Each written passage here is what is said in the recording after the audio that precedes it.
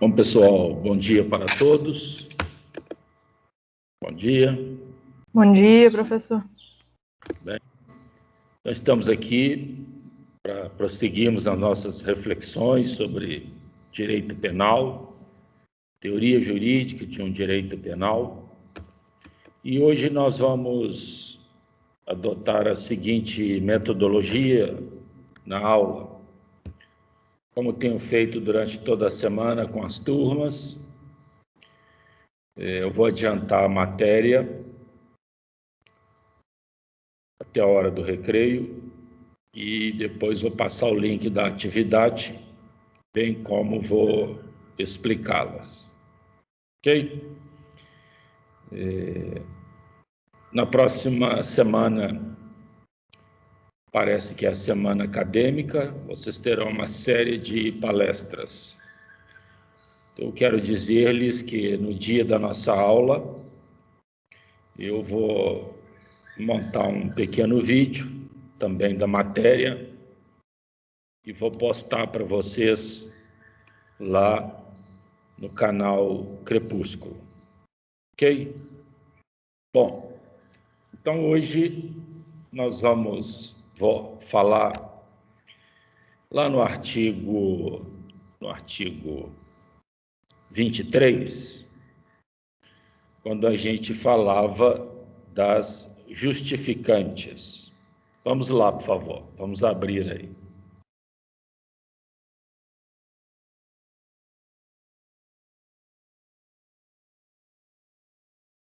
Bom, eu falava das justificantes.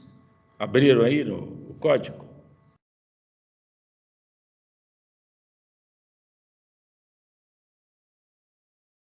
Pessoal, abriu?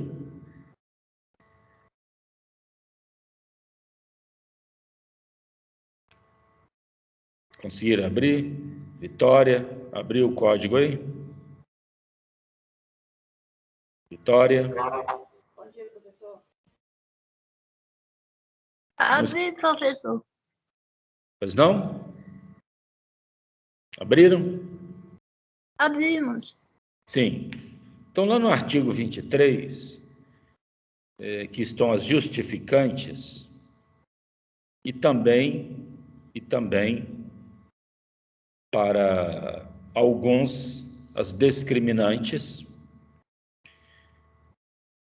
Existem 4 hipóteses. 2 legais e 2 normativas. As 2 legais são 1 e 2, porque a lei as descreve, a lei as interpreta, estão nos artigos 24 e 25, estado de necessidade e legítima defesa. E no item 3 tem 2 normativas, que é o estrito cumprimento do dever legal e o exercício regular do direito, que devem ser apresentadas pelo autor quando da sua ação. 2 questões, uma questão importante que envolve essas discriminantes é a seguinte, e gostaria que prestasse atenção, por favor, que é possível matar em estado de necessidade. É possível matar em legítima defesa. Todavia, tem-se por entendido que não é possível matar no estrito cumprimento do dever legal. Não existe nenhuma lei que estabeleça o dever de matar uma pessoa, matar alguém por dever. Pelo menos em tempos de paz. Eu não estou falando em tempos de guerra, porque é um direito de exceção. Se é que se fala em direito, na exceção. E ainda considerando-se que não existe a profissão de executor, a profissão de carrasco, fica difícil imaginar que seja possível matar alguém no estrito cumprimento do dever legal. E outra situação é que não se pode matar também ninguém no exercício regular do direito. Como é possível matar alguém no exercício regular do direito? Fora dos casos de legítima defesa e estado de necessidade, de forma justificante. Então, essa é a questão que eu começo debatendo com vocês. Dentro do 23 estão os tipos penais permissivos, discriminantes ou justificantes, que é a mesma coisa. Ele autoriza matar em estado de necessidade e em legítima defesa. A doutrina ensina que não se pode matar no estrito cumprimento do dever legal ou no exercício regular do direito. Todavia, existe um caso em que se pode matar no estrito cumprimento do dever legal. Estou me referindo à lei, podem anotar aí, a lei 9.614, de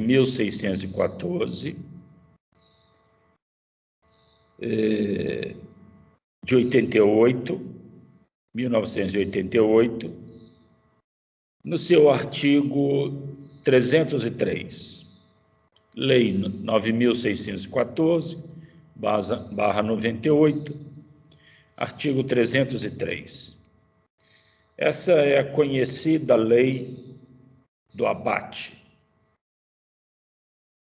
Lei do abate. Segundo essa lei, existem hipóteses em que aeronaves que não se identificam, aeronaves em espaço aéreo nacional que não se identificam e recebendo ordem de pouso mediante um conjunto de sinais, não obedecem essa ordem, elas podem ser abatidas. Ou seja, é um caso sumário de pena de morte, em pleno ar. Então, esse é um caso que é possível falar em morte, é uma possibilidade de matar uma pessoa no estrito cumprimento do dever legal.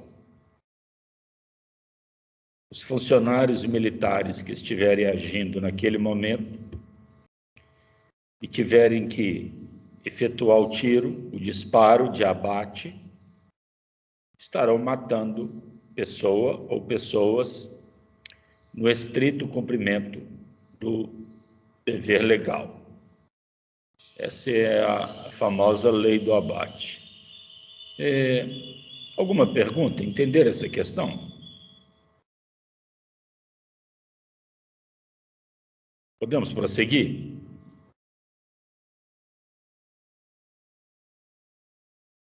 Pessoal?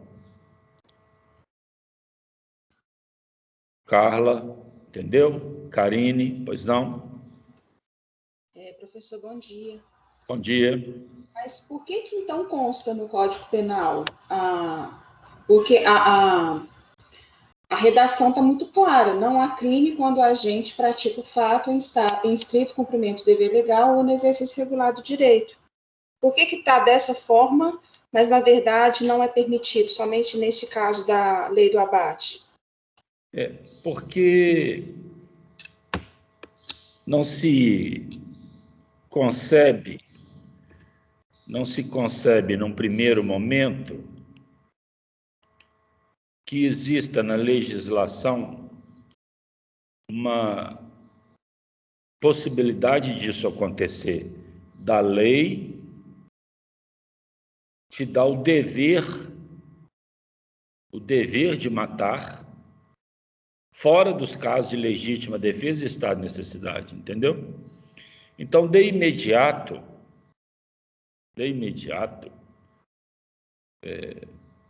não venha à mente de alguém que existe essa possibilidade.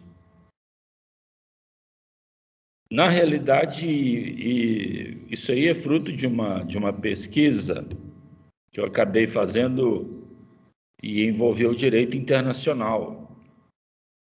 Muitos países se utilizam desta lei.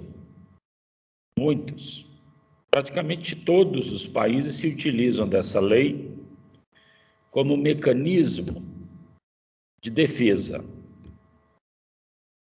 Mas não é uma legítima defesa porque não está havendo um ataque. A aeronave está sobrevoando o espaço. Então, eu penso que a maioria dos doutrinadores que abordaram esse tema devem ter se esquecido dessa exceção. É uma exceção, entendeu? Entendeu, Carla? Entendi, sim, entendi. Outra questão que os doutrinadores, na maioria dos casos, falam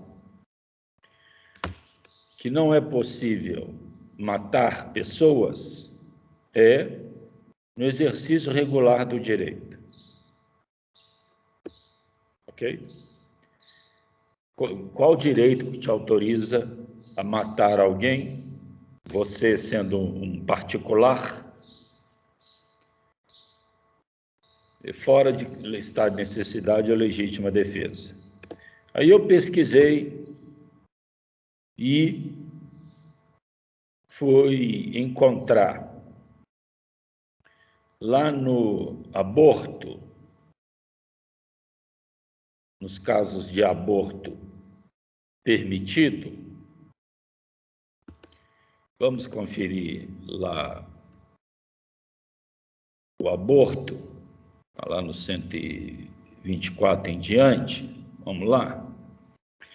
Lá no aborto permitido,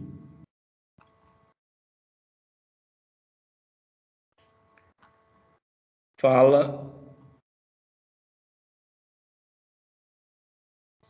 que nesses casos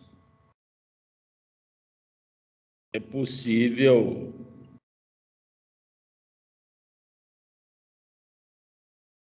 está lá no 128, vamos lá, vejam aí, me acompanhem. Lá no artigo 128 do Código Penal, fala de duas modalidades de aborto permitido. Primeiro, para salvar a vida da gestante. Esse, para salvar a vida da gestante, é um caso de estado de necessidade. Certo? Então, naquele momento, entre optar pela vida da criança, do nascituro, do puérpero, e entre a vida da gestante, o legislador achou melhor optar pela vida da gestante. Está no 128, item 1. Todavia, vejam bem, todavia, no 128, item 2, fala se a gravidez resulta de estupro. Se a gravidez resulta de estupro, o aborto pode ser praticado. Ok? Ora, Vejam que, nesse caso, a gestante não está em perigo. Ela foi estuprada e depois desse estupro ela vai optar por tirar a vida daquele feto. Enfim, isso é a lei autorizando uma pessoa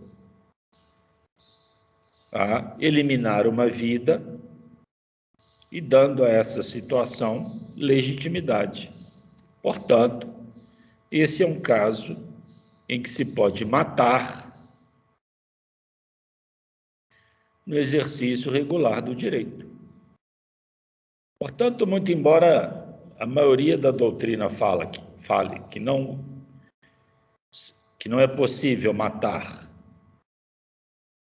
no estrito cumprimento do dever legal, no exercício regular do direito, eu estou dando 2 exemplos de que isso é possível. É possível matar no estrito cumprimento do dever legal, na lei do abate, que eu acabei de mostrar para vocês. E é possível matar no exercício regular do direito, quando a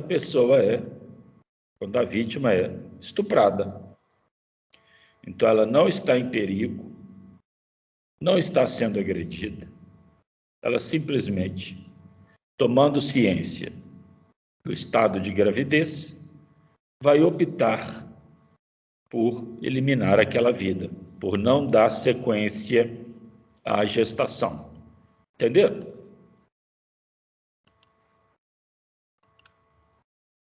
Entenderam isso?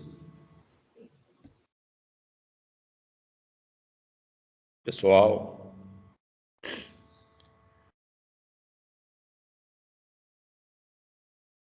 Eu gostaria que me respondessem quando eu pergunto. Sim, entendi. Então, outra observação que eu gostaria de fazer com vocês envolve essa mesma gravidez. Essa gravidez oriunda de estupro.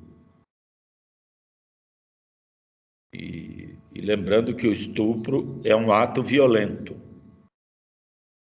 Qualquer ato sexual violento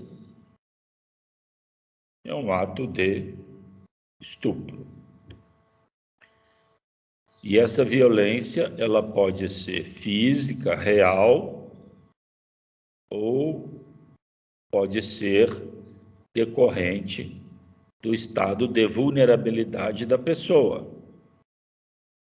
A pessoa é menor de 14, a pessoa está embriagada, ou a pessoa é doente mental.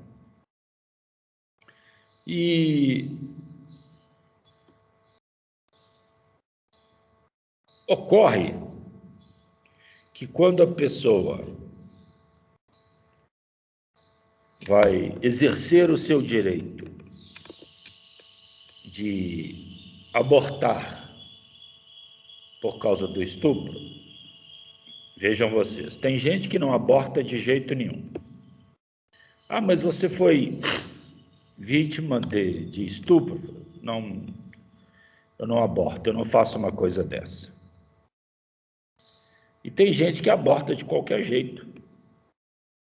Então vejam que antes da lei, existem ponderações morais que podem regular a capacidade decisória das pessoas. Então, não é necessariamente a lei que interfere no comportamento das pessoas. A construção de uma base moral pode também regular o comportamento das pessoas. O que eu quero dizer é que quando a vítima vai exercer esse direito, por força da bancada evangélica, foi, e claro que ministra Damares de Jesus está por trás disto, foi feita uma portaria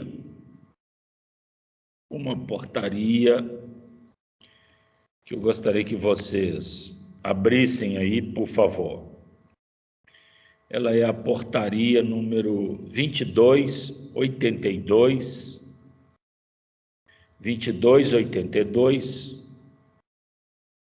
de 27 de agosto de 2020. Ela é a portaria 2282, de 27 de agosto de 2020. Abriram aí?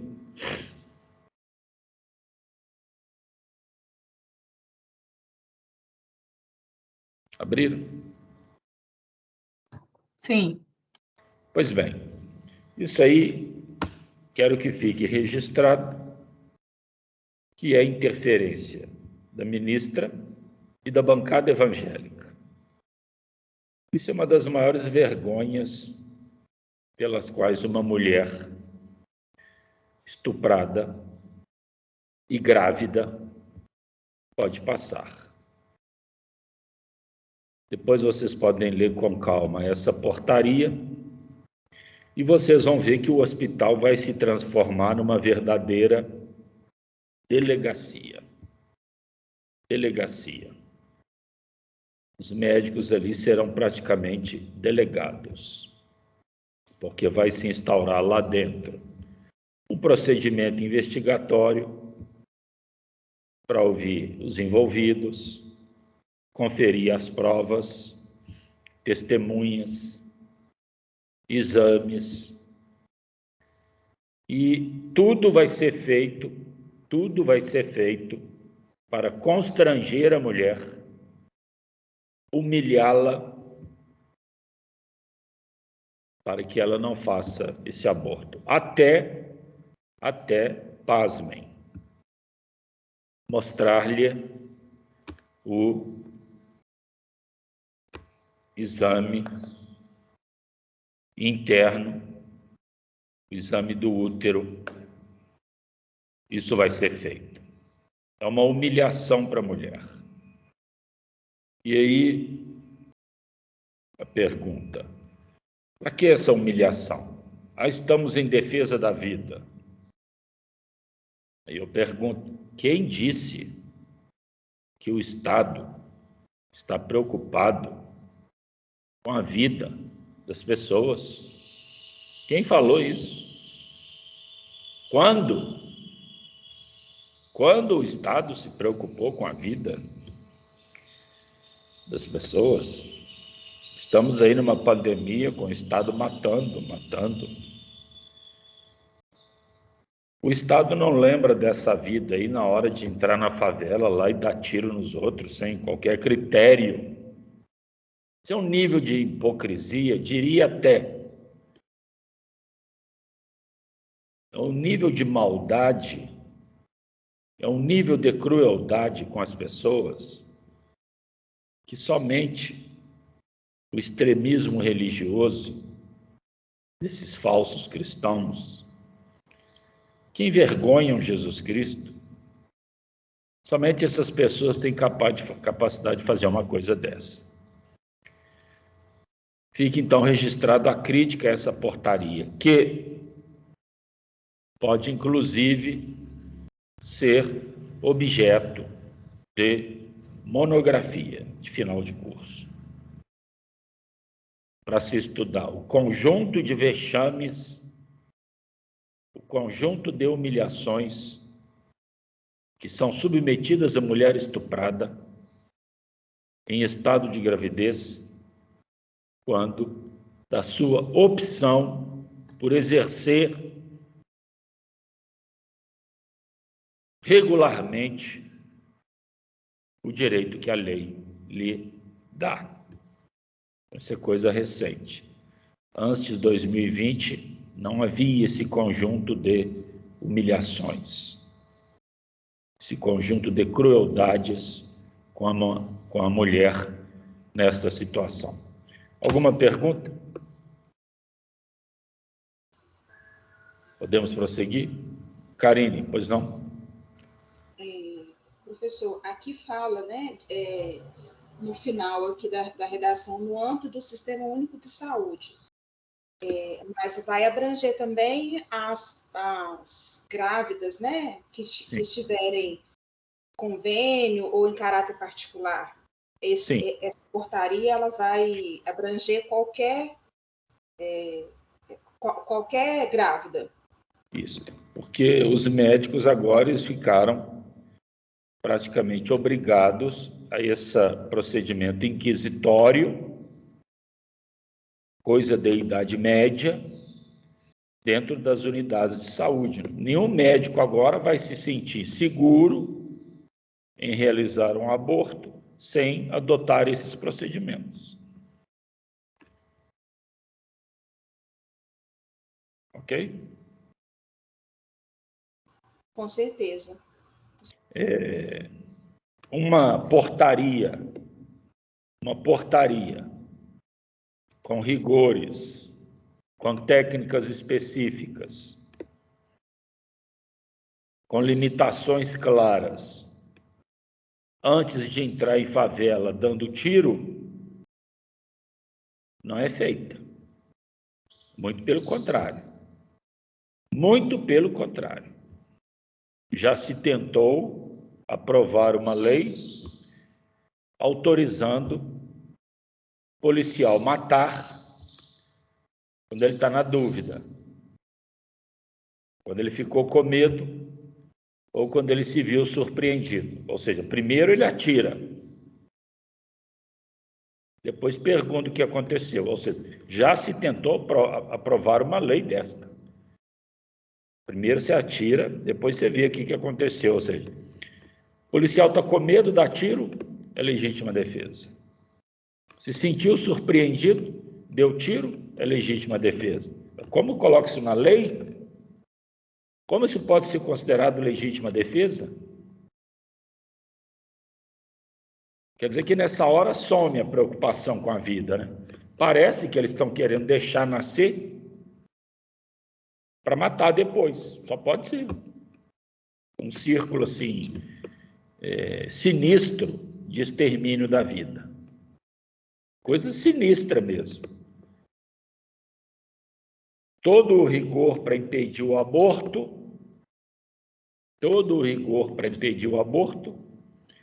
e toda a facilidade para matar gente vulnerável, inclusive com bala perdida.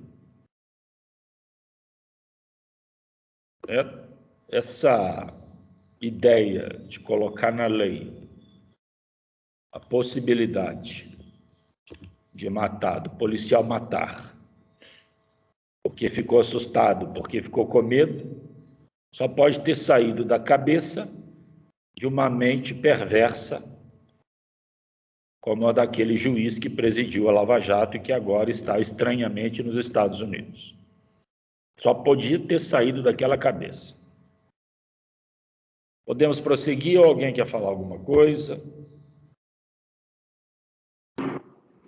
Só falar que, bom dia, professor, bom dia para todos. Como eu estava falando sobre o grupo, essa semana agora, minha mãe está internada no hospital, né, São João de Deus. E eu estava lá na sala vermelha e tinha uma mãe lá, muito desespero, em prantos. A filha dela, de 14 anos, foi estuprada por 2 homens e ela estava desorientada, sem saber o que fazer. Então, eu me aproximei dela e comecei a conversar com ela.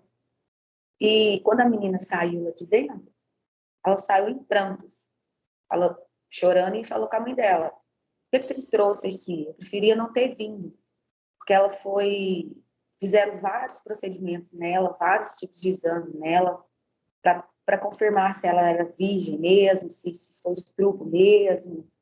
Tomou 4 tipos de injeção que ela tomou, e a menina se sentiu humilhada, né, da forma que eles fizeram com ela lá dentro. Assim, eu fiquei imaginando, né, como que deve ser, se a mente da menina já estava bagunçada, ainda ter que se prestar a passar um tipo de procedimento como que ela relatou ter passado lá dentro, é complicado. Inclusive, tinha uma criança de 6 anos lá que também tinha sido estrupada por um vizinho, um menino de 14 anos, que é o cúmulo do absurdo. E fez a mesma coisa com um menino de 6 anos de idade. Isso é surreal, não tem nem palavras para isso. Bom, são narrativas do cotidiano, né, preocupantes, e nós vamos fazer algumas pequenas correções. De fato, são situações graves e o crime de estupro envolve pessoas estupradas. Vamos nos habituar com essa técnica, muito embora seja normal, completamente normal, alguns equívocos. Tem 2 equívocos em direito penal muito comuns, muito comum. Um deles é falar estrupar, quando na realidade é estuprar. Estuprar. Vem de estupro, estuprum, no romano. E o outro erro muito comum em direito penal é falar em invasão de domicílio, quando na realidade é violação de domicílio. A casa é o asilo inviolável. A casa é o asilo inviolável. Se essa inviolabilidade for quebrada, nós temos uma violação. 2 equívocos muito comuns. Aliás, tem um terceiro equívoco também, muito comum em direito penal. As pessoas falam muito e nós temos que ter cuidado para falar, que é a pessoa ser de maior ou de menor. Vamos tomar cuidado com isso. A gente fala que fulano é menor, fulano é maior. Não precisa do de maior, de menor. Não precisa. Fulano é maior, fulano é menor de idade. São casos muito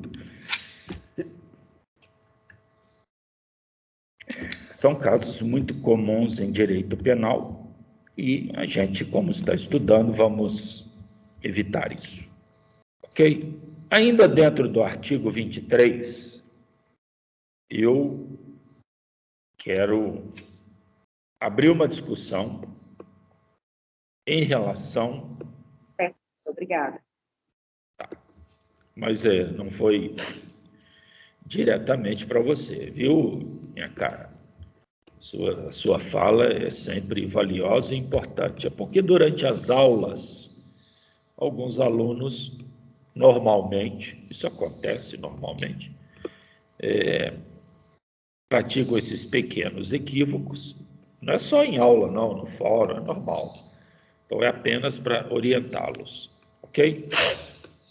Bom, ainda dentro do artigo 23, tenho uma questão a tratar com vocês, importantes, que também divide a doutrina. E o que seria? Vejam o seguinte, prestem atenção. Tem um sujeito envolvido com tráfico, com mandado de prisão expedido contra ele, mandado, outro equívoco, não vamos confundir, mandato, que é de político, com T, mandato, com mandado de prisão, mandado, com D, de ordem, mandado. Então, tem o mandado, com D, de prisão contra ele. E ele está escondido lá, vamos supor, numa favela qualquer, em algum barraco. Durante a madrugada, ele percebe que tem algum barulho ali fora. E ele consegue notar que tem duas pessoas espreitando ali. E mais adiante ele vê um carro. Então ele imagina que seja a polícia. Ele imagina que seja a polícia que está ali para prendê-lo, que estaria fazendo um cerco. Ele pega a arma e consegue, por conta da astúcia, matar os dois indivíduos, que ele pensa que eram policiais. Ora, depois dos disparos e depois ali está o cadáver, olha, na realidade, não eram policiais. Eram dois traficantes de uma gangue rival que estavam ali para matá-lo. Eles iam matá-lo naquela noite. Então, meus caros, a pergunta é: houve legítima defesa? E aí, duas questões. Primeiro, o cenário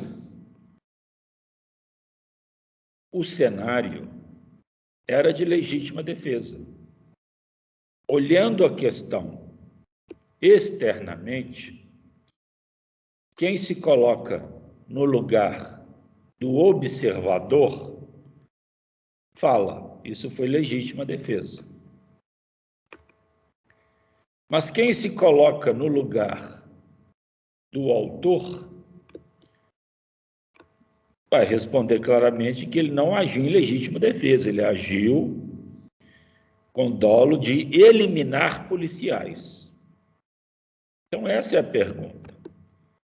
É uma situação que objetivamente era de legítima defesa, mas subjetivamente não era. Eis a pergunta, portanto, vai preponderar a legítima defesa ou não? O que me dizem?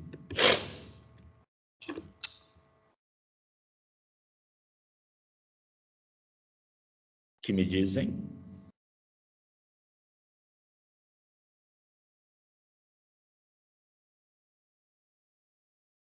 Quem arrisca? Mateus, Mônica.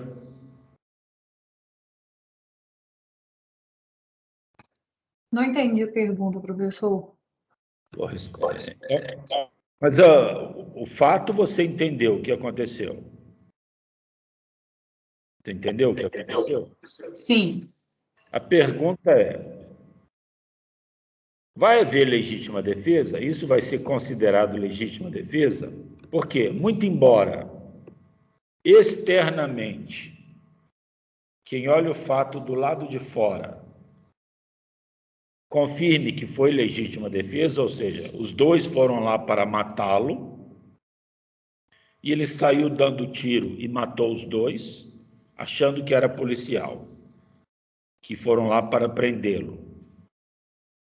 Só que, depois dos disparos, que vai olhar os cadáveres, na realidade, eram dois traficantes de uma outra quadrilha que haviam ido lá para matá-lo. Então ele matou pensando que era policial, que foi lá para prendê-lo. Mas na realidade eram dois traficantes que iam matá-lo. Só que ele não sabia. Então a pergunta é essa: vai prevalecer a legítima defesa, muito embora ele não sabia que estava em legítima defesa, ou, para haver legítima defesa, o autor deve saber que está em legítima defesa. O que me dizem? Eu acho que prevalece a legítima defesa. Eu penso que o que deveria prevalecer é a intenção. E aí, nesse caso, não seria. Professor, eu acho que não prevaleceria a legítima defesa, porque houve um dolo intencional, porém esse dolo não foi obtido. Então, eu acho que não prevaleceria. Eu acho que eu posso estar errado, mas na minha opinião e o meu ver, no meu entendimento, não prevaleceria. Não se esqueçam que o dolo é elemento da conduta e não da ilicitude. O dolo surge na vontade de matar, pronto. Guardem bem isso. Então, quem age em legítima defesa, age com dolo. O dolo está lá na frente. O dolo é uma opção, é uma escolha e pronto, acabou. Se aquela escolha está amparada na lei ou não, é outra discussão. Então, nesse caso aí, houve dolo, mesmo que a legítima defesa fosse real. Por favor, guardem bem isso. O dolo é uma vontade e pronto, assunto encerrado. Se nós vamos inserir nessa vontade outros adjetivos, já é outro problema. Ok? Se uma criança, igual a colega falou aí, desse estupro lá, menino de 14 anos, estuprou o outro lá com 6, agiu com dolo. Okay? Ah, mas ele é menor. Isso é outra discussão. Então, o dolo é uma característica da prática. Você escolheu fazer, é dolo, acabou. O que vem depois é outra discussão. Certo? Então, esse fato que já inclusive caiu em concurso, essa questão, e alguns até entraram com pedido de anulação, de revisão, ela demanda uma aceitação. A maioria dos julgados tem admitido a legítima defesa na prevalência dos elementos objetivos sobre os elementos subjetivos. Ah, mas como assim? Eu não entendi nada. Não entendi nada. Como assim? Então eu explico. E aí parece que uma colega também falou, vai haver legítima defesa. Quem falou isso acertou. Vai haver. Por quê? Os julgados acham que se o cenário é de legítima defesa e o autor se protegeu, ele estava se protegendo, mesmo sem saber que estava se protegendo, vale a proteção da vida. Então, mesmo sem saber que ele estava protegendo a própria vida, em relação à legítima defesa num contexto mais amplo, ele será beneficiado, porque de fato era legítima defesa. Então, se existe legítima defesa, ela vai valer, mesmo que o autor não saiba que está em legítima defesa. Entenderam isso?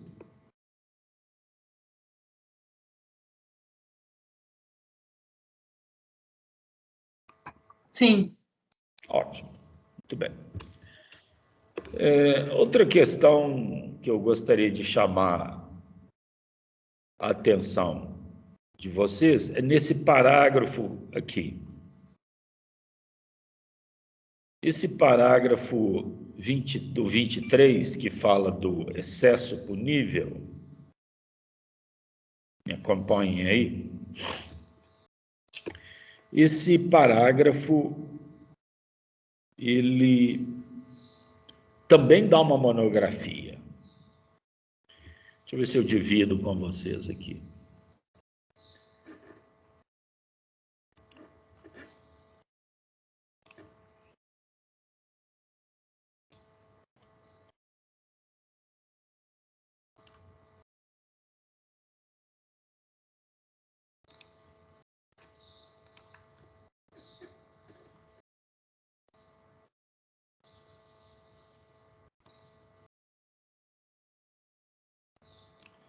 Estão vendo aí na tela?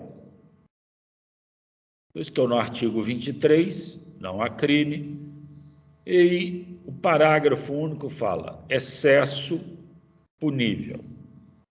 Quero discutir isso com vocês. Esse artigo ele é muito importante.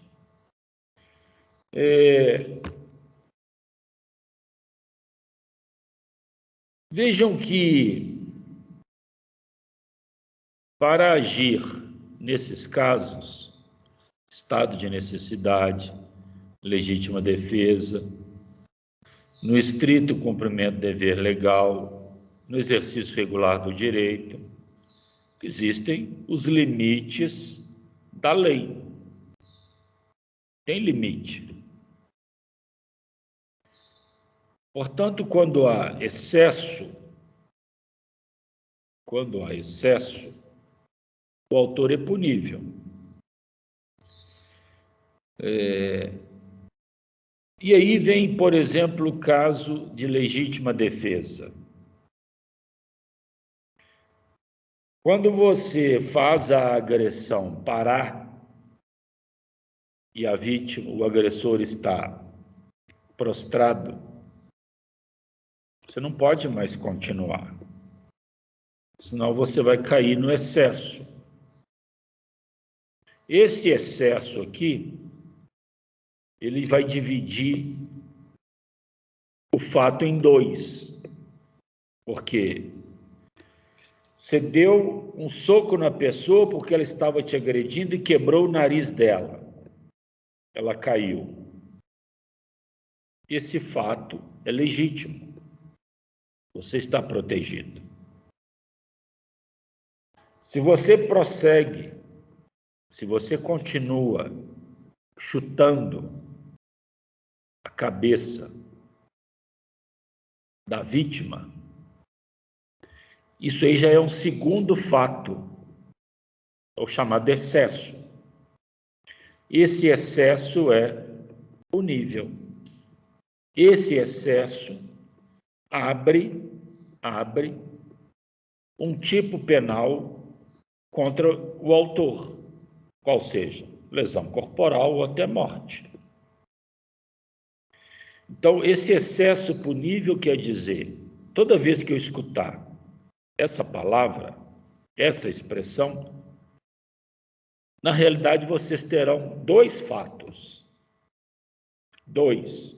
Um primeiro, que começou aqui dentro, amparado, autorizado. E um segundo, que foi um segundo fato excessivo, desnecessário, imoderado.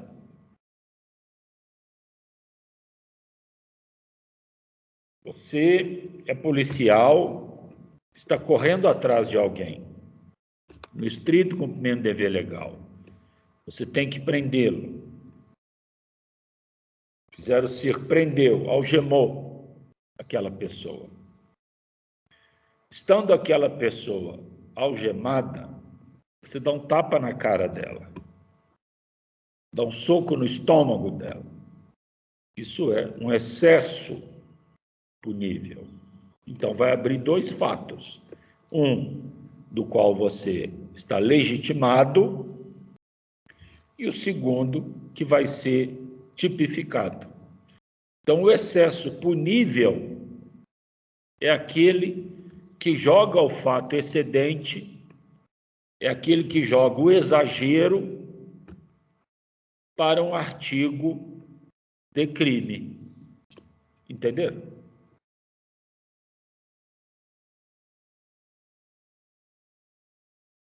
Eu não entendi, não, professor. Tá. Quando a lei autoriza fazer alguma coisa nesses casos aqui, você tem que agir dentro daquilo que a lei manda.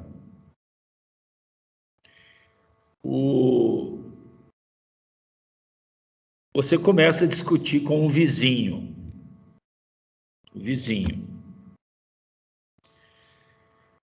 E o vizinho vai entrar no teu quintal. Talvez porque você esteja sozinha, teu marido está trabalhando, e o vizinho, muito valentão, entra lá no teu portão e parte para cima. Você pega o primeiro porrete que você vê e acerta a cabeça dele. Caiu o vizinho lá. Isso é um fato. Isso é um fato permitido. Até aí você está dentro dos limites da lei. A lei te autoriza a fazer isso, porque você estava em perigo. Você ia ser agredida. Então você se defendeu, parou a agressão. Parou. Então, se o cara está lá caído, o que você faz? Você corre para dentro da casa, agora pega o celular, chama ajuda, chama a polícia. Está lá o cara caído. O problema dele, não tinha nada que ter entrado ali para te agredir. Só que você resolve dar mais 2 bordoadas na cabeça dele. Então você saiu do limite. Você saiu do limite e foi para o excesso. É isso aqui, ó. Então, esse parágrafo está falando o seguinte: você pode fazer isso tudo aqui, mas isso tudo aqui que te autoriza tem limite. A vítima, ou melhor, o agressor nestas situações não está à sua mercê, não está à sua disposição. Não é porque ele tentou te agredir e caiu que agora você pode fazer o que quiser com ele. Não. Certo? Essa é a questão. Então, isso aqui é excesso. Então, o excesso pressupõe 2 coisas, guardem bem. Um começo autorizado,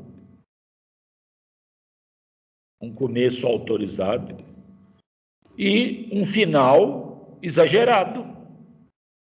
A pessoa exagerou, não precisa disso tudo. Ficou claro?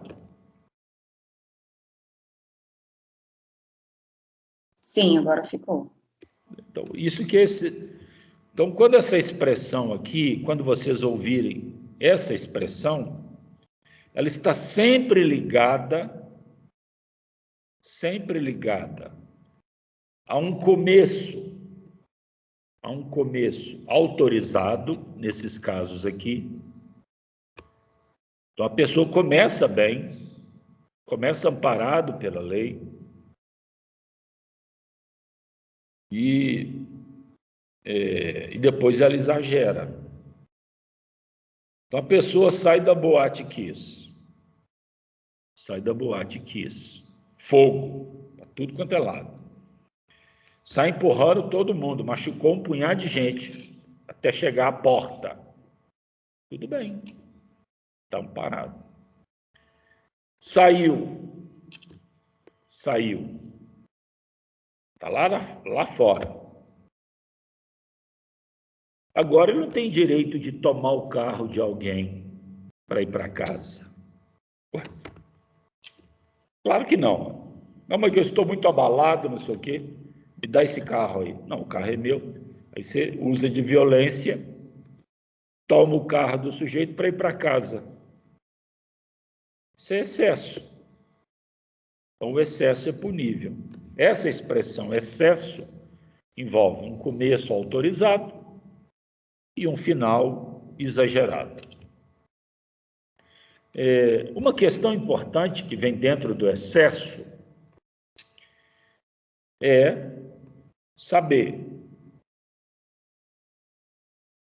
que as pessoas só podem reagir quando alguma coisa contra elas está acontecendo.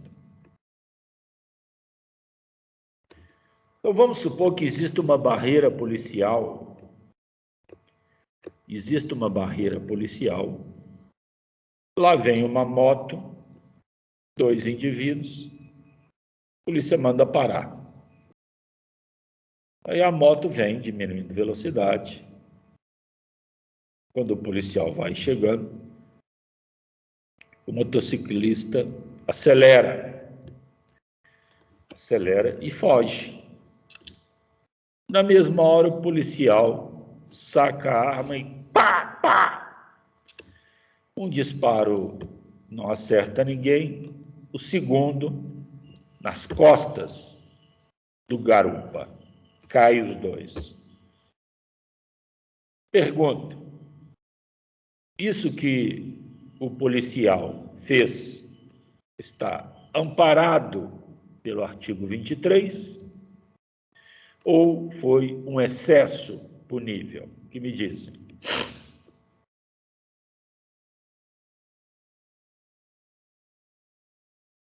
O que me dizem? Houve excesso? Para mim, eu acho que houve excesso. Não tinha necessidade de tirar. Houve excesso, claro. Claro que isso é excesso. Você não precisa matar uma pessoa por causa disso. E isso é praticamente uma questão de bom senso. Você tem que empreender uma perseguição, mesmo assim, dentro dos cuidados. Ah, mas o cara fugiu. Fugiu? E daí? Fugiu! Eu sei que fugiu. O que tem isso? Você não tem que sair por aí eliminando pessoas, não. Então, isso é excesso. Portanto, o excesso é você extrapolar os limites da violência em casos em que isso não demonstra que você está protegendo a tua vida e você não está protegendo a vida de alguém. O resumo da ópera é: você está em risco? Alguém está em risco? Não. Assunto encerrado. Assunto encerrado. Mas ele vai fugir. E daí? Pega depois. Essa é a mensagem, essa é a mens legis desse parágrafo.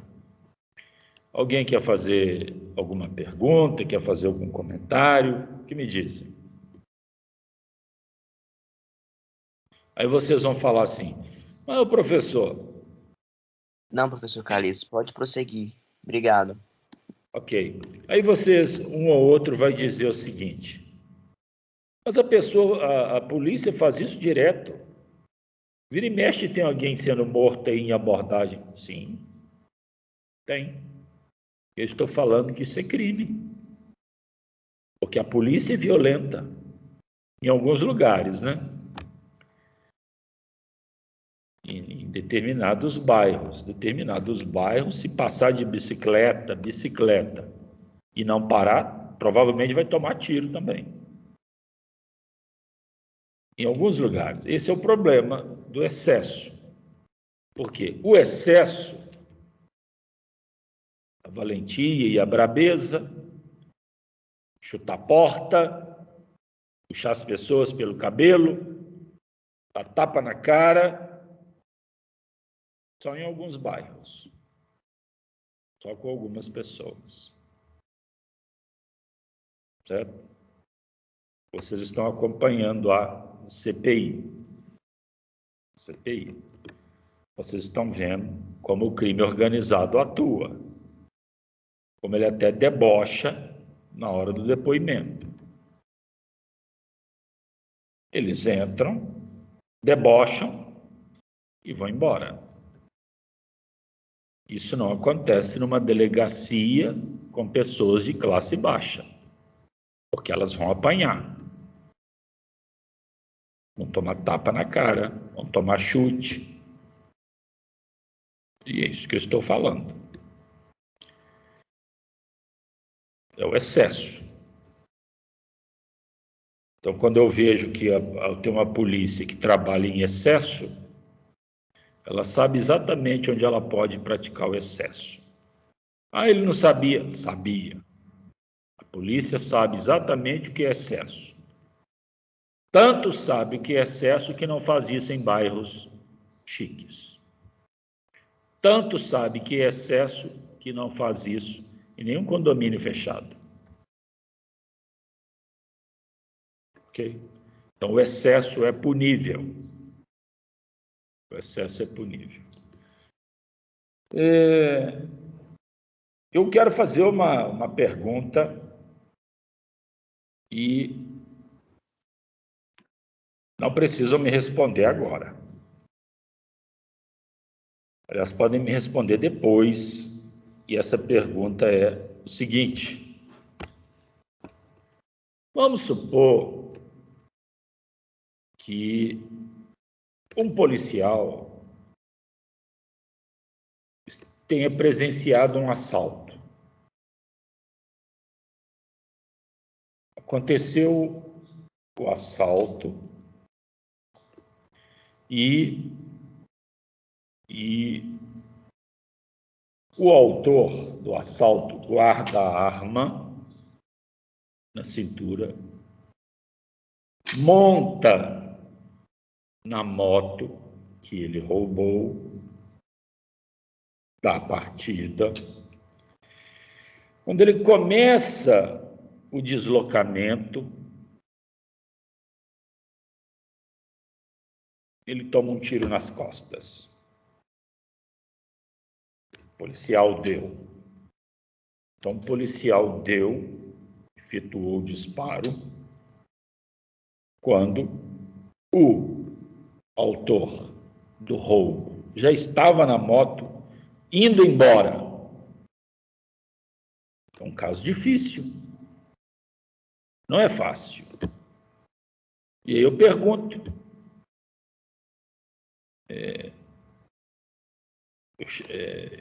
mas não que eu queira que vocês me respondam agora. Então eu pergunto, mas eu acho que não quero a resposta agora. Quero que pensem um pouco. Houve excesso? Essa conduta foi dentro da lei? Ou não? Repito, o autor do roubo já estava indo embora. Aí alguém, não, isso foi excesso. Mas vai deixar a moto embora? Então, eu quero que vocês reflitam sobre isso. Não quero uma resposta agora. Mas se alguém quiser falar, alguém quer falar alguma coisa aí, pode, fica à vontade.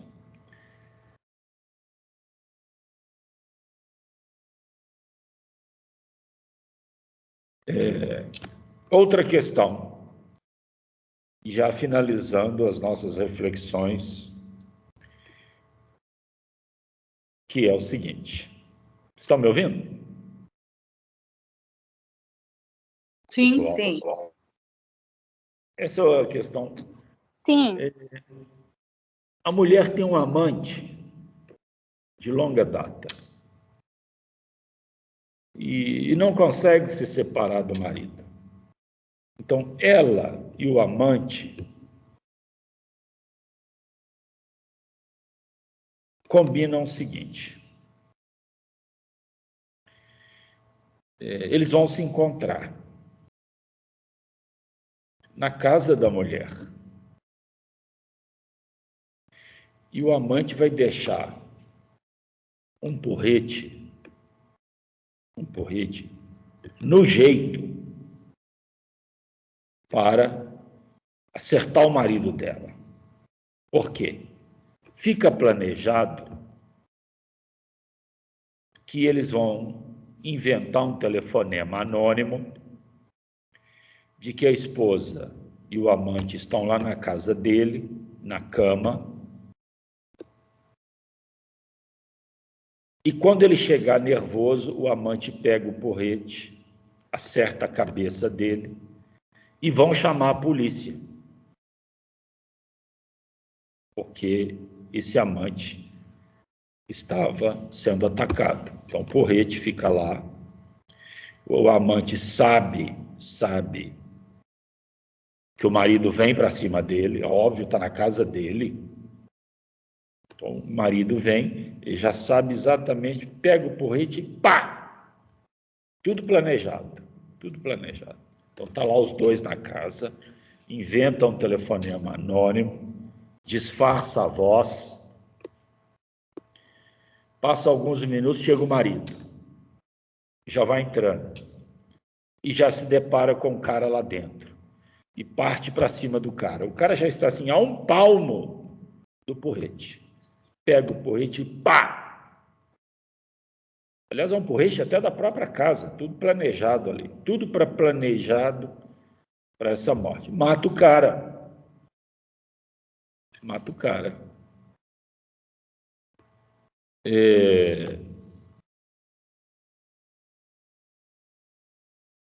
Chama a polícia. E aí, o marido morto, está lá, cabeça partida. O amante vai alegar legítima defesa. Porque todo mundo sabe que ninguém pode matar em legítima defesa da honra. Não existe isso. Então o cara se defendeu. É claro que ele está errado, sim. Mas ele não tinha que ser morto pela lei. Então eu pergunto sobre essa situação. Essa situação é exatamente o contrário daquela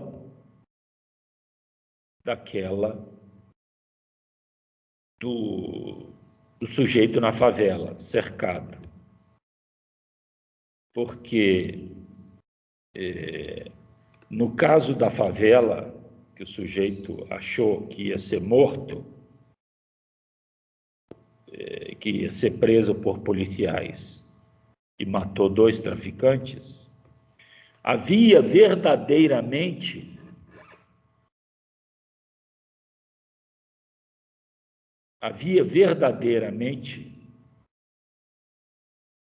uma situação de legítima defesa. Nesse caso aí, agora, não havia verdadeiramente um caso de legítima defesa. A situação foi forjada, a situação foi fraudada. Isso é o que se chama, os teóricos do direito penal, se chama actio ilícita in causa. Actio ilícita in causa. O que ocorre? Quando a polícia chega, ela vê lá um resultado lícito. Nossa senhora, isso é legítima defesa mesmo? Está claro, legítima defesa. Aí você volta lá na causa, você volta lá no planejamento. Aí você vê que o planejamento foi ilícito. Ação ilícita na causa. Quando existe uma ação ilícita na causa, ela impede a licitude da conduta. É uma conduta forjada, é uma conduta construída para fins ilícitos. Então, muito embora o resultado pareça lícito, lá no nexo causal, o resultado pareça lícito, quando eu volto com o nexo causal lá atrás na conduta, lá no preparo, eu vejo que ele foi, na realidade, ilícito. Entenderam?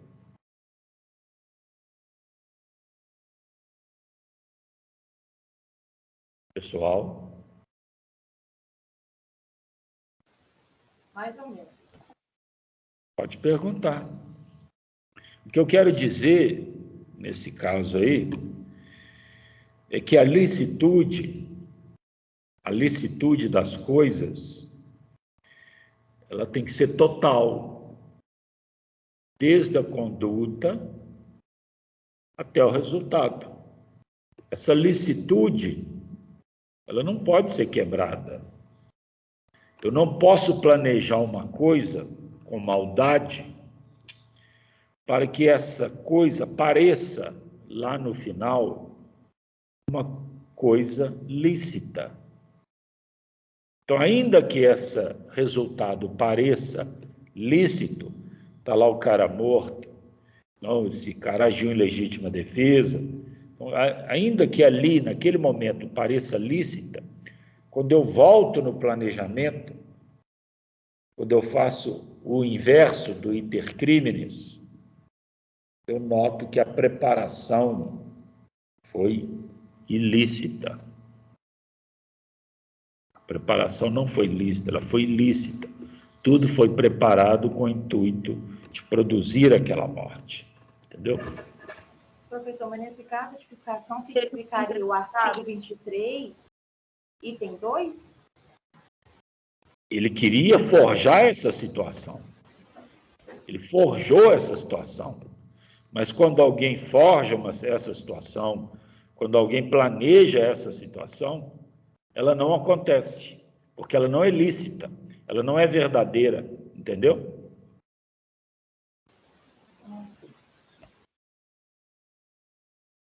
Ou seja, Okay? então, neste caso, seria um crime premeditado. Exatamente. Então, seria o caso, inclusive, de até colocar droga numa gaveta, no carro das pessoas, coloca a droga lá.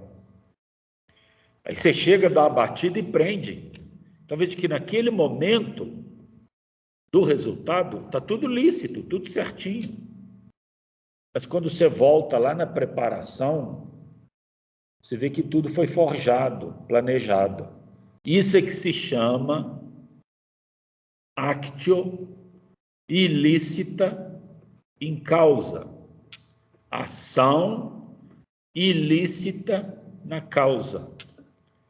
A maioria dos casos de crime forjado, construído, são tecnicamente chamados de actio ilícita in causa.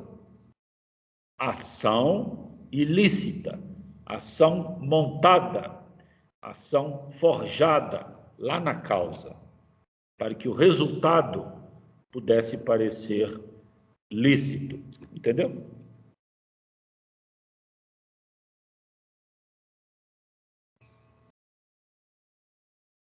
Alô? Sim, professor, estou entendendo. Porque neste caso, por exemplo, no caso do amante e da esposa, eles premeditaram o crime, uma situação em qual o policial chegaria ali e encontraria uma cena lícita, mas aí, quando vai analisar todo o enredo, todo o contexto daquela situação, se depara com um crime premeditado. Isso. Com a intenção de matar. E se quiser uma palavra do senso comum para ajudar, de vez em quando o senso comum ajuda, a palavra é forjado. Forjado. Situações forjadas, entendeu? Entendi. Então, o direito não pode aceitar situações forjadas. Situações que lá na frente pareçam lícitas, mas que lá atrás foi tudo planejado, certo? Para conseguir aquele resultado. Então, a licitude ela tem que ser integral, desde a causa até o resultado. Tudo tem que ser lícito, tudo tem que ser transparente. Se lá atrás tudo é obscuro, planejado, forjado, fraudulento, se lá na frente parece lícito,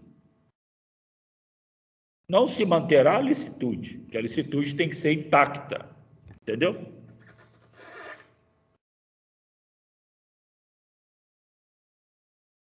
Perfeitamente, professor. Ótimo. E essa aula está sendo gravada, daqui a pouquinho ela estará à disposição de vocês. Vou liberar o link da nossa atividade, vamos conversar sobre ela.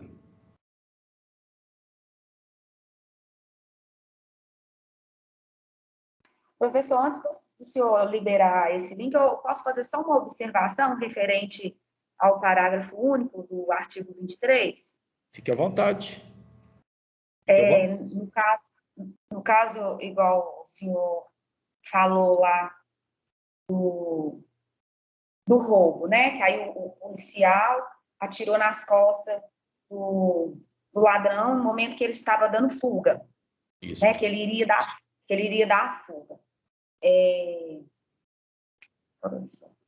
Fugiu aqui a palavra.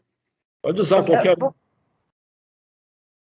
Nesse caso, por exemplo, em qualquer hipótese desse caso, vamos falar de tudo, houve o excesso, né? Mas, em tese, esse parágrafo, ele está ali, ele existe para que seja punido o agente ou qualquer um que cometesse excesso.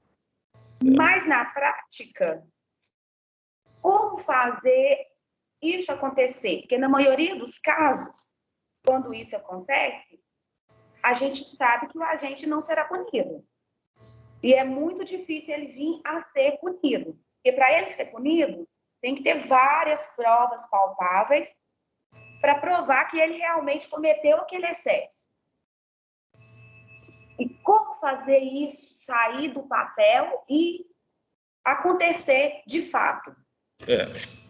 Eu entendo a tua preocupação, ok? Eu entendo a tua preocupação. Mas ocorre o seguinte, há que se considerar que em sala de aula a gente discute a norma e as possibilidades dela. Então, em sala de aula, a gente está no mundo do dever ser. Então, a gente fala em sala de aula, calmamente, friamente, é assim, assim, assim, assim. Então, em sala de aula, tudo funciona, tudo é perfeito, todo o direito se aplica. Muito bem. Vamos para a realidade concreta. É outra coisa. Mas isso não impede que a gente constate na realidade concreta o seguinte: isso aí é feito com todas as pessoas, em qualquer lugar, ou é só por causa desse tipo de crime? É só por causa desse bairro? É só por causa desse autor? Então, eu tenho que tomar elementos lógicos e racionais para ponderar. Então, eu tenho que pegar aquela conduta e transitar com ela em outras dimensões, Vale dizer, esse policial faria isso em outro bairro, com outro tipo de autor, talvez um político, fugindo com uma maleta de dinheiro em direção ao helicóptero, tomaria um tiro nas costas. Então, quando eu transito com a conduta, eu tenho que ir colhendo dentro de uma lógica, dentro de uma racionalidade. Isso é a razão, né? Racionalidade. E aí, com bases nesses elementos racionais, apresentar meu argumento final, entendeu?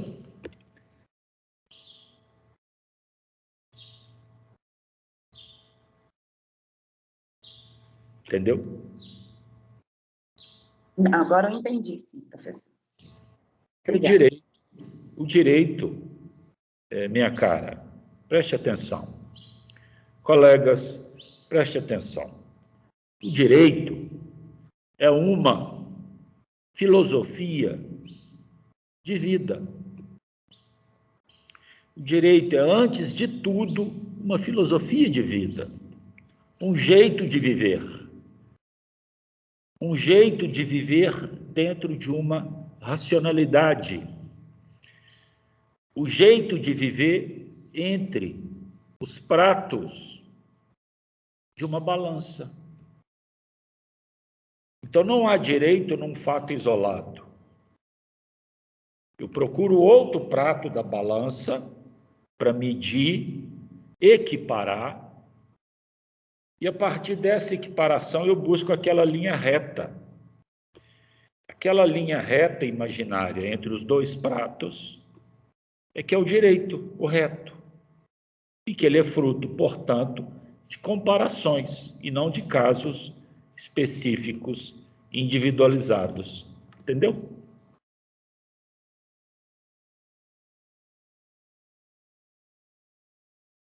Entendi, sim, professor. Obrigada. Muito bem. Então,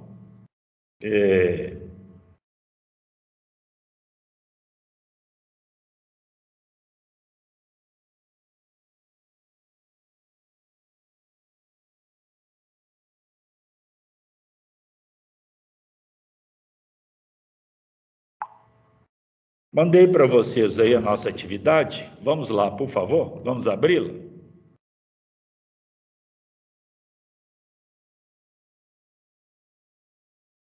Vamos abrir? Sim, já abri, professor. Você poderia fazer o favor de ler as instruções?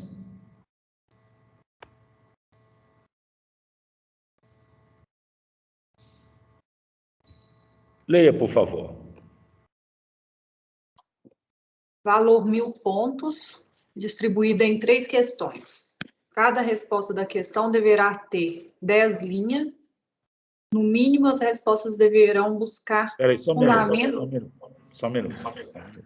Então, conforme a colega leu, são 3 questões. 3. Cada uma das questões deverá ter uma resposta de, no mínimo, 10 linhas. Eu quero ver como vocês escrevem. Quero ver como vocês pensam. Então, muito embora a pergunta tenha mais de um item, se for o caso, o total da resposta deverá ter, no mínimo, 10 linhas. Ah, se passar, não tem problema. Eu não quero que falte. Quero que, no mínimo, 10 linhas. Então, cada resposta das questões, 10 linhas. Isso aí ficou claro? Sim. Não é 10 linhas para cada item de pergunta, não. É 10 linhas para a resposta da questão como um todo. Certo? Prossiga, por favor. No mínimo, as respostas deverão buscar fundamentos nas aulas respectivas. Isso. Essa Então, prova deverá ser... Só um minuto, por favor. Então, eu estou colocando aí as aulas. Em cada pergunta tem a aula correspondente. Vai lá na aula. Certo? Então, vai na aula para tirar fundamento. Evitem coisas do tipo. Eu faço uma pergunta assim. Flamengo e Vasco estão jogando no Maracanã? Aí o aluno responde. O Maracanã é um estádio muito bonito, construído no ano tal, ele tem capacidade para tantas pessoas, ele tem concreto, ele está num bairro tal. Eu não perguntei isso. Não é isso que eu perguntei. Essa resposta é para outra pergunta. Então, não coloquem respostas para outras perguntas. Respondam o que eu quero saber. Ok? E para isso tem a aula. A aula é uma referência. A aula é uma referência. Ah, eu posso tirar a doutrina? Pode. Fique à vontade. Mas eu quero a aula como referência também. Se eu ver na resposta que a pessoa saiu pela doutrina, saiu para tudo bem. Mas se não tem uma referência de aula das nossas discussões, a questão não será completa. Então, por favor, fique atentos a isso. 10 linhas, referência em aula, pode ser completada com outras coisas, claro, mas a aula tem que ter uma referência ali dentro. Ela tem que ser um ponto ali a ser considerado. Continue, por favor. Essa prova deverá ser entregue às 22 horas do dia 2/10 de 2021. Isto. Então, vocês terão hoje o dia inteiro para fazer, terão à noite, terão amanhã, sábado, até às 10 da noite, para me entregar. É um prazo mais que suficiente. A maioria provavelmente vai me entregar hoje, provavelmente, mas deverão fazer com calma até amanhã, às 22 horas. Ok?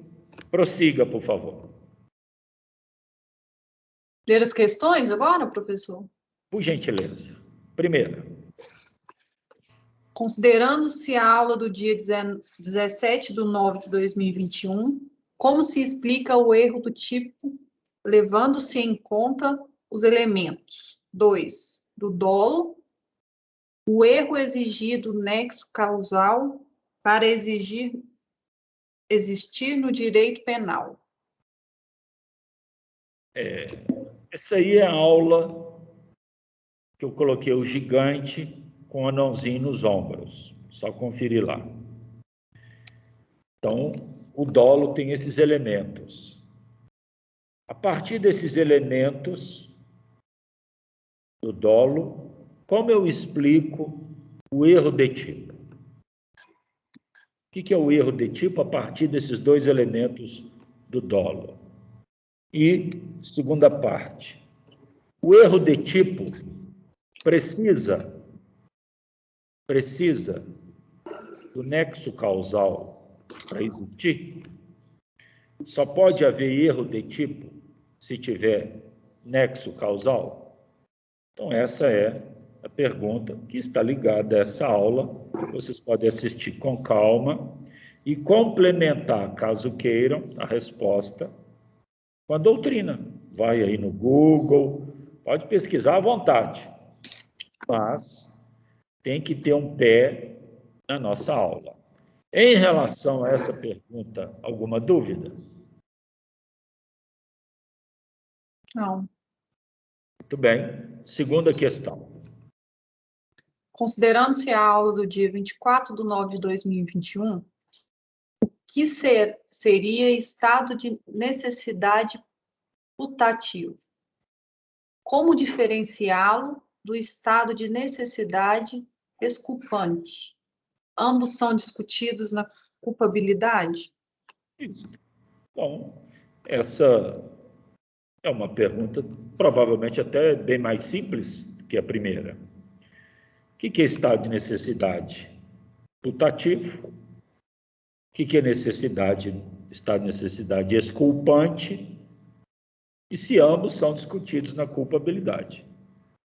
Podem pesquisar na internet, na doutrina, no Google, façam pesquisa onde quiser, mas eu quero a referência de aula, porque na aula eu expliquei isso detalhadamente.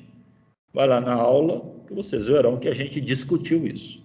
E muitos aí já devem até ter puxado pela memória. Essa é a segunda. Com relação a essa segunda questão, alguma dúvida?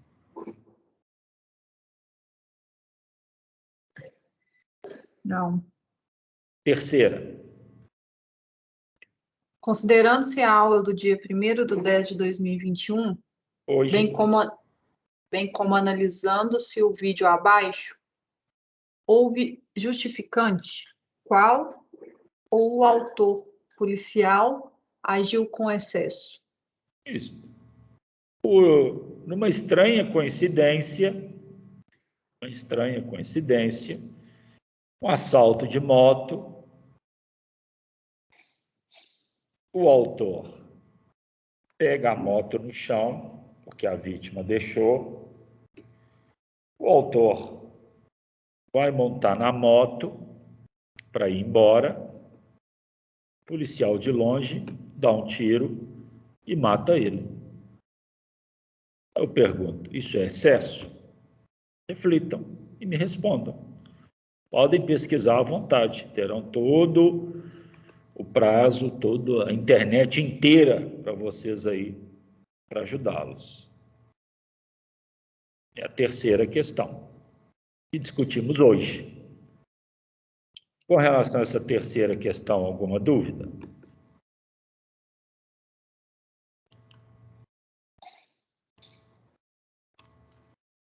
Não. Então, pessoal, é uma prova que não tem nenhum mistério, que eu gostaria que vocês fizessem com certa dose de prazer para pesquisar. Queria que vocês gostassem de fazer essa prova, porque ela vai buscar elementos que vocês se lembram, que vocês vão gostar de pesquisar e que vocês vão aprender com essa prova. Não tem aí pegadinha, nenhuma pegadinha, nada. É pesquisar e responder. Não se esqueçam, 10 linhas para cada questão, e não se esqueçam que o prazo é mais que suficiente. Façam com calma. Dúvidas? Calixto, Pois não? eu tenho uma dúvida sobre a primeira questão, que eu não entendi essa parte assim. Levando-se em conta o elemento 2 do dolo. Qual é esse elemento 2? Eu acho que deve ter havido aí, na hora de digitar, algum equívoco, mas como a aula está gravada, essa de hoje, e ela também é uma referência, vamos considerar que, levando-se em conta os 2 elementos do dolo. O dolo tem 2 elementos, por isso que eu coloquei o gigante com o anãozinho lá. E só a partir desses 2 elementos eu posso considerar e discutir o erro, entendeu? Conforme eu expliquei na aula. Então, se essa redação aí não ficou boa, eu espero que essa minha explicação tenha ajudado. Entendeu, Sabrina? Eu entendi. Muito obrigada. Calton.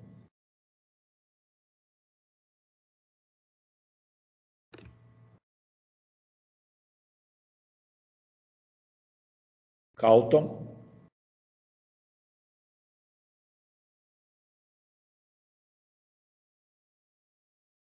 Não estou ouvindo. Bom, pessoal, enquanto o Calton resolve o problema de áudio dele, quem não tem nenhuma dúvida já pode se retirar da sala e pode começar a fazer. Já pode se dedicar à atividade, ok? Pode sair. Eu desejo a todos um excelente fim de semana e que todos possam sair bem na atividade, que eu tenho certeza que é o que vai acontecer. Quero que a maioria da sala feche essa prova. Vou repetir. Quero que a maioria feche essa prova. Quero a maioria tirando 1000 nessa atividade. Tá bom? Então, nada mais havendo, quem quiser pode sair. Obrigada, Calixto. Bom final de semana para você também. A todos aí.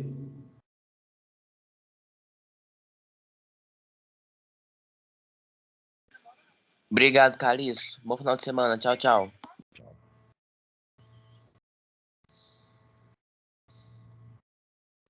Tchau, professor. Obrigada. Bom final de semana.